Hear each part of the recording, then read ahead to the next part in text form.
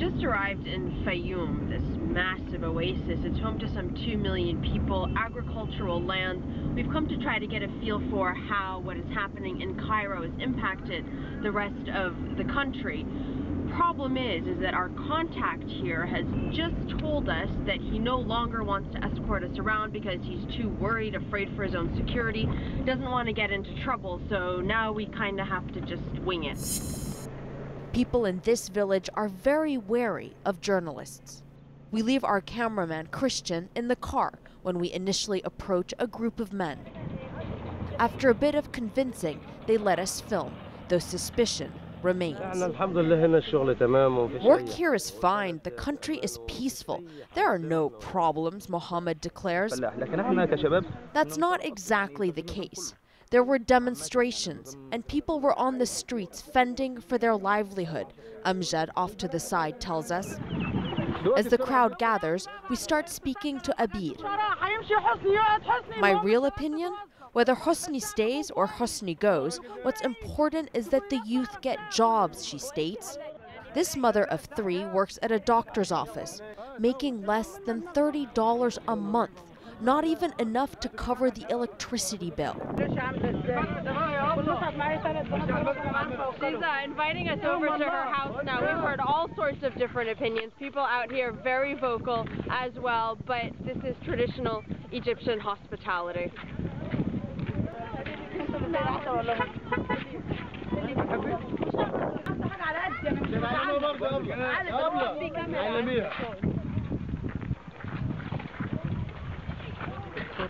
So we've just arrived at her house with her 3 daughters, and basically since this crisis began, they all stayed inside. Nobody left to work, and this is the example of a family where her husband relies on a day wage, and so for more than 10 days he wasn't able to make any money.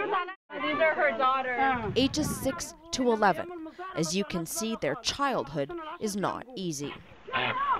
Skyrocketing prices have made making ends meet nearly impossible for most of the population in these parts of Egypt, where life is more of a monotonous but desperate struggle to survive, though few dare say that out loud.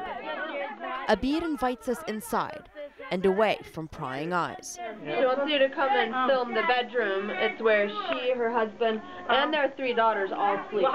She wants us to see how they don't have any closet space, so the clothes basically are stored in these cardboard boxes. In the privacy of her home, Abir breaks down. The situation is horrible. To be honest, I don't know how to cope, she sobs. You can see for yourself. Everything is horrible. I can hardly feed my children. I am uneducated, illiterate, she continues. I don't know if the government should stay or go.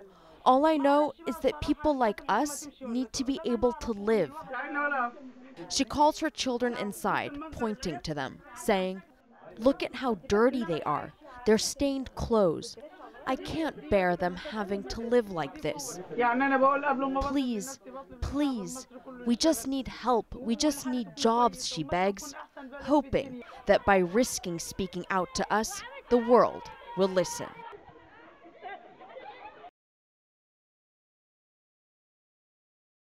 The woman who we were interviewing at the very end, what did she want us to make sure of and promise her that she was like, no one would see what she was saying? That this wouldn't be aired on any local channels that people in her neighborhood could watch, because she was very afraid. She was the only one who was really speaking openly about... So she made sure that she took you inside of her home where she could close the door and open up to you freely and tell you all that was bothering her. And the mothers outside were telling their kids, if you say one bad thing about Hosni Mubarak, about the president, we're gonna beat you up. Do you think they were saying that because they believe it or because they're afraid? I think people are terrified. They are terrified. I mean, even their support for Hosni Mubarak, it was, for it to be genuine, I don't know, it was way too much they were really, they had to make sure that us as journalists understood that they were beyond pro-Mubarak. And then at one point, I mean, we obviously left Christian in the car and kind of went out just so that we were talking to them in Arabic. But you were also saying that at one point you had to convince people that Christian wasn't an Israeli agent. Yeah. Even though, while they were speaking to you, the atmosphere seemed relaxed, the side conversations were very frenzied, and people were anxious about, who was Christian? Was he an Israeli agent? Was he an Israeli spy? Why didn't he speak, Arabic? Who is he? But I had to, calm them and rest assured that he was a nice German journalist.